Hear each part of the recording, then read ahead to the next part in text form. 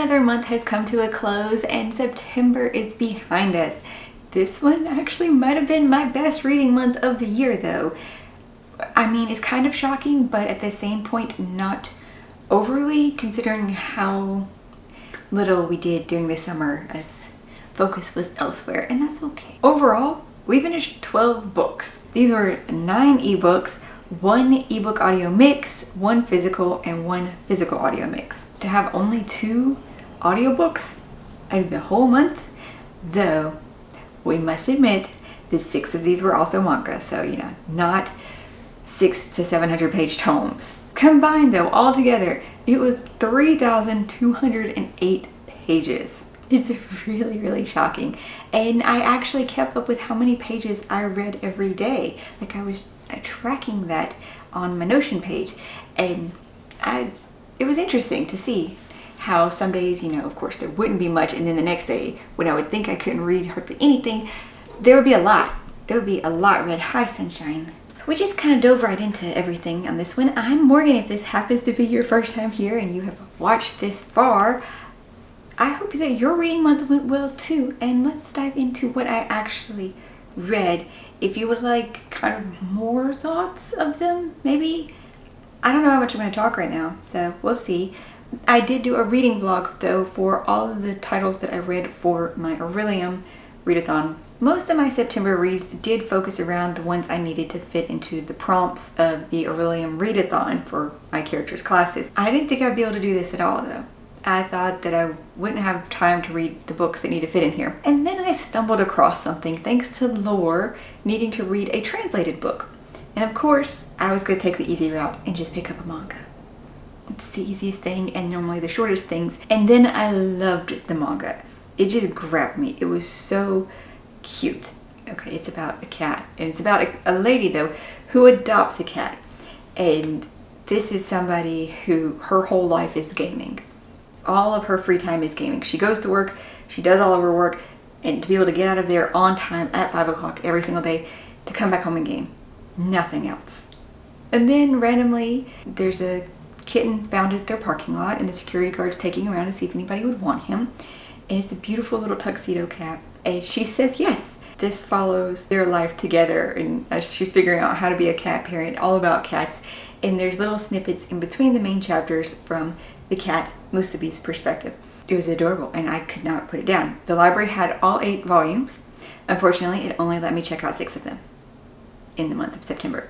So I read volumes 1 through 6 in September. That was the bulk. Only 4 of them though were actually for classes.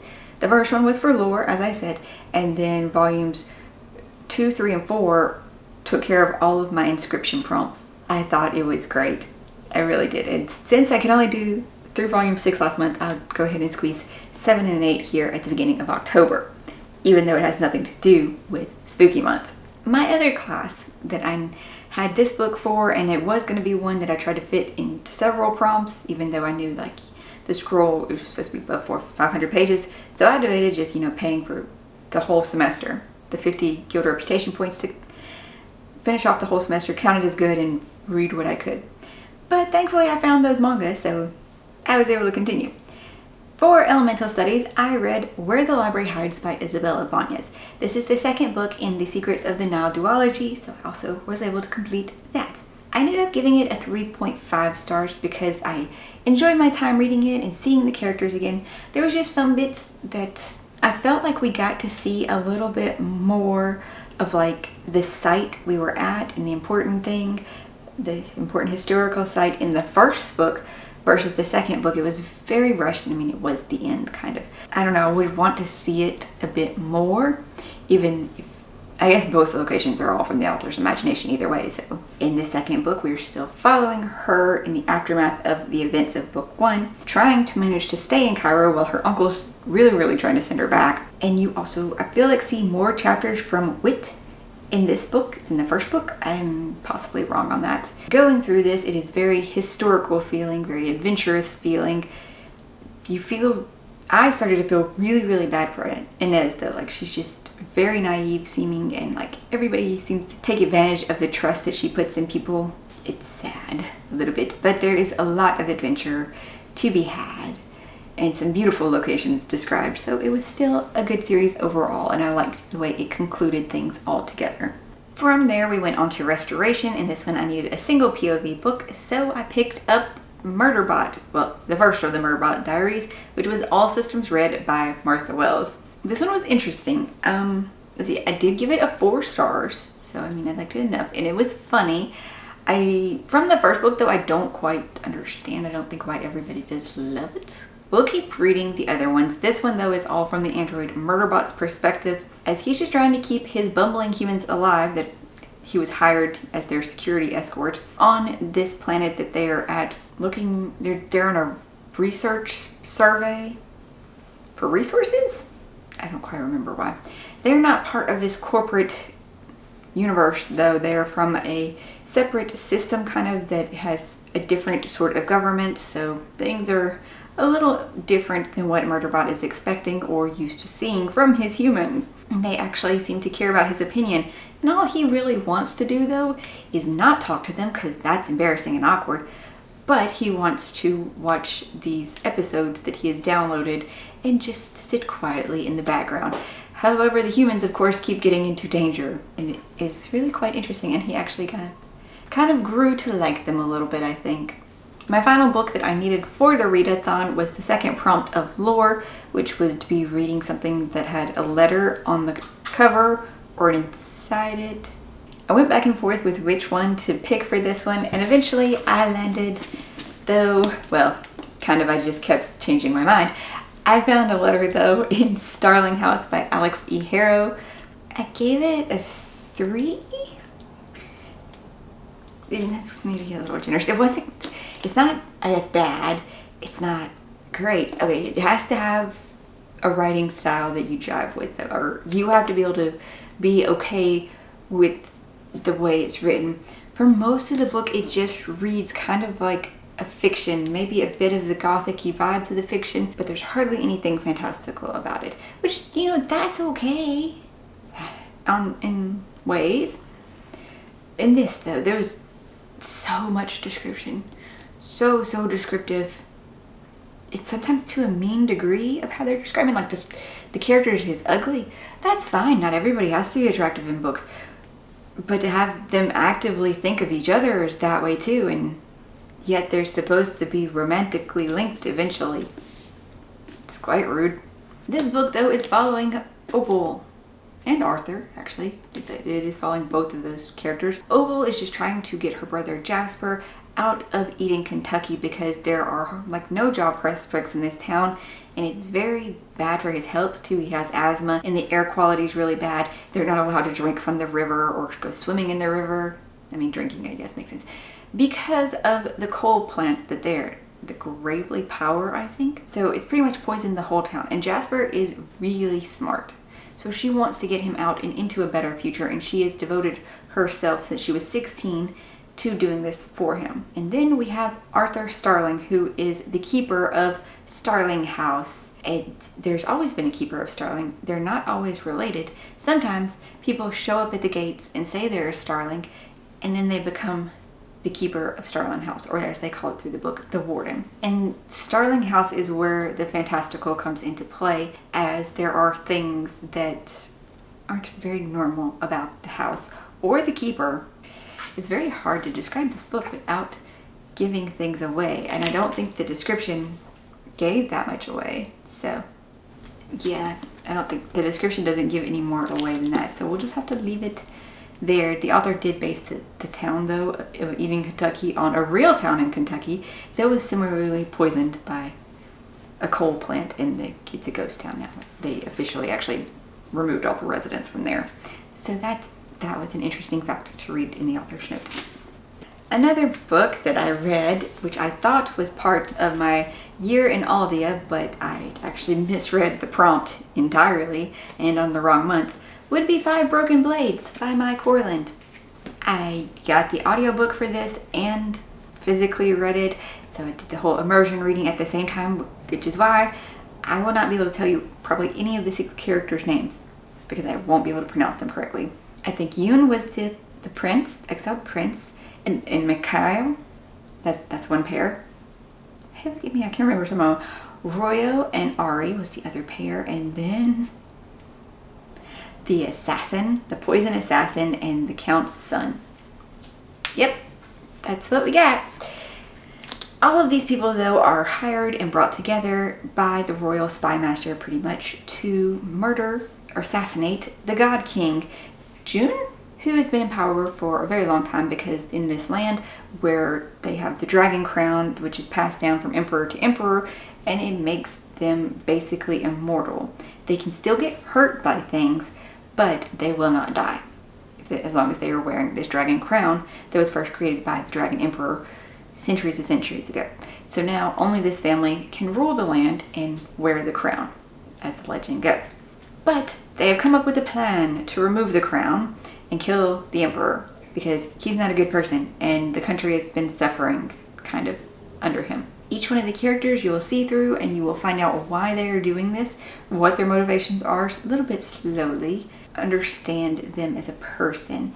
By the end of it, though, how it plays out is not the end. This is a trilogy, though, of course, so it's an interesting concept. One of the characters, I really don't understand why they're going on to the next one, but alas, I liked seeing from some of them a little bit more than others. Some of them you could understand their motivations better, or just understand them better, and like the chapters just went a little easier maybe.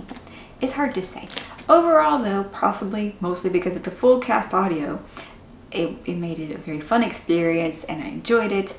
And even though I was expecting this plot twist, because not that I'd heard what it was, but I had heard that there was a twist, and so I was kind of looking for it, but it still was not exactly as I saw it happening. So that was kind of cool. I was expecting it to be a different person, I suppose I should say. That's probably a good way to put it. I was expecting it to be a different person. At this point in the month, I still had a week left, and I was super shocked, to say the least, that I had completely finished all of my readathon reads. Again, thanks to the power of manga, but still, I'd already completed them. So I picked up one of the ones that I had been excited to have, and that was originally one of my readathon prompts. That would be The Butcher's Masquerade by Matt Dinneman. This is book 5. Dungeon Crawler Carl, though, follows Carl as he and his cat, Princess Donut, the Queen, and Chunk, with a bunch of letters because she is a champion show cat, enter the world dungeon after the earth is completely flattened. If you're inside, you were dead. However, they were outside because he'd been randomly awoken at the middle of the night, opened up a window even though it was a snowstorm outside because he was, scared, sweaty or whatever. And the cat jumped out the window onto the tree and then couldn't make her way back in. So he had to run out, only wearing shirt, boxers, and a leather jacket, and his girlfriend's 2 small Crocs. Because he said he didn't have enough time to find his shoes. Though truly, it probably did save his life, even though Donut wasn't getting out of that tree. They were outside, and then swoosh, flat, everything. Then the voice in the sky explained what was happening, opened up these portals under the ground, like stairways going down, and people entered them. Donut, though a normal cat, when she entered, she received an enchanted pet biscuit, which Carl wasn't sure if he wanted to give her, but now she has, intelligence, more than an average cat intelligence, and can speak. And you have gotten to see Donut's character development through every novel, to where this book, oh my goodness, I felt so much for Donut. I was so proud of her at some of the moments in this book, because this book put Donut through a lot of things, a lot of emotional things. In this one too, whereas the last book you were seeing how angry the game was making Carl, and how he's felt for the NPCs, and this one it was a little bit something else, and something that is also maybe tying back to his mom. Also, the AI. We should all be very worried about the AI overseer of the dungeon at this point. Abhorrent, and a lot of revelations made there. One very interesting thing that the overall universe, that we've kind of seen the building of pieces before, there were some things in this one. There were some really gross and twisted things that were talked about in this book. The last thing that I finished for this month was a short story or novella. I figured it would be a good way to transition into spooky month because this is an urban fantasy set in a version of our world, in a different Britain where werewolves and werewolves and vampires and different kind of mythical creatures are just an average everyday occurrence. People know about these things.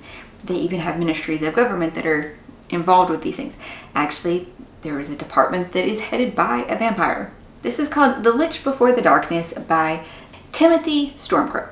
Being urban, it also doesn't lean into some things like, it explained some of the spells pretty good actually, but it takes place in our world. If you are from Britain, you would probably appreciate the descriptions and all the places mentioned. I had no idea where most of these places were except for like the bigger name things like Yorkshire and London. Devonshire was mentioned at one point too. I've heard of these things. That was all though, but it brings up a lot of places and it's very descriptive. The other is very descriptive of what the characters are having to do and the places. Also, smoking. Smoking is brought up like a lot. They're always smoking. More cigarettes in the time span than I feel like is normal or possible, but I've never been a smoker, so I don't know how quickly you can go through a cigarette or would do that. We follow two main characters though for most of the book, and that is Aisling. I know I mispronounced that. It's this Irish type of name, so I definitely didn't add emphasis in the right places. And Maeve. Aisling she's been working at a chip shop since she was a teenager and just never really got another job until now, and she wants to have an actual career that she can talk to people about and move on and do better things with her life. So she has interviewed at the Department of Investigations, and it was actually a very interesting process because they interviewed her in a dream. So it's like a lucid dream that they pull her into, and and they go through the interview process there. It was an interesting sequence, and this happens with them a lot. It's a way they want to have like meetings while they're in different places in the country. So we follow her as she is starting this job and moving through different investigations and different things.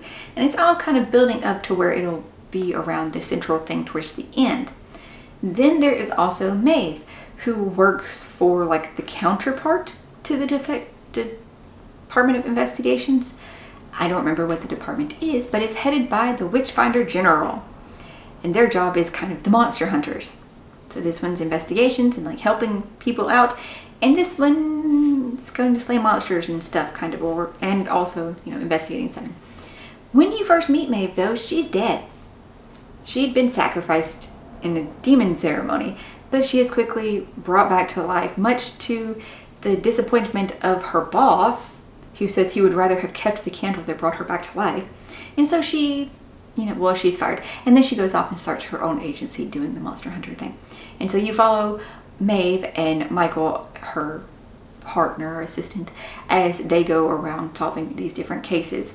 Maeve's storyline overall, I don't feel connected into the plot of like what was happening in the background and what ended up being the big thing at the end. So maybe that'll be worked in a bit more into the next one because this is supposed to be a trilogy. And later you were introduced to Eric. I don't understand exactly why we weren't introduced to Eric earlier, because when you're introduced to Eric, he's a kid, and then each of his chapters is rapidly aging him up until it's at the present point of his age when, present day as you've seen the other two. But it needed to show, how his power kind of progression through that. And Eric's story becomes kind of like what the book was all about. And then what ends up happening from Eric's storyline, you see the ripple effects in the other two's. Because while there are all these folklore creatures, there isn't actual magic in the world anymore. That's been gone as humanity has embraced technology more and more. Altogether, September was a really good reading month for me. It was a lot of fun. I was enjoying my reads. I was picking up fun things. I picked up physical books again. It was the first time in several months that we've actually had a physical book on the TBR that I was able to get to. While I've actually found a more appreciation and enjoyment of ebooks over the last few months. Before I could read an ebook, but it always seemed like it took me a lot longer. And of course I love my audiobooks. But it's nice to be able to say I held a book again. I could turn the pages, I could sniff the pages. I hope that your September reading was as good as mine was, and that we will all have a great spooky month reading season. I'd love to know which books you did finish, or if you did the readathon, was your character successful in passing this year? And I hope you're having an excellent day, finding something great to read, and that you'll come back for the next video.